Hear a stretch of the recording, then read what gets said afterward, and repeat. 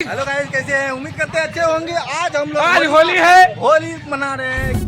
होरी खेले रघुबीरा अवध में, होरी खेले रघुबीरा, होरी खेले रघुबीरा अवध में। आज देखिए हम लोग होली है, कानपुर का उम्मीद होली का है नया दिन।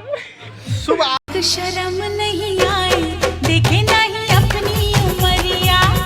शर्म नहीं आए, देखे नहीं अपनी उमरिया। हो 60 बरस में गाना गाइए, एक होली गाना गाइए। होली का गाना क्या है? बड़ा सैरा दारोगा जी छोड़ दे, पियला बड़ा सैरा दारोगा जी छोड़ दे। सब फड़ा गया है।